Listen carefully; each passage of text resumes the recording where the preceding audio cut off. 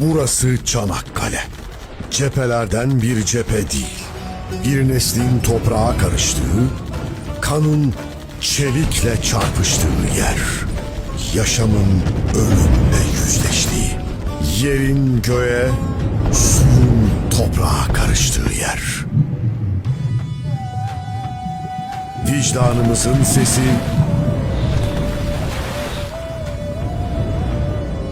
Türkiye'nin ilk nefesi. Burası Çanakkale.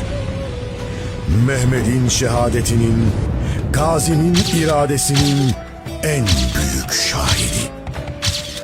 Burası Çanakkale. Bir milletin yüreğinin son siperi.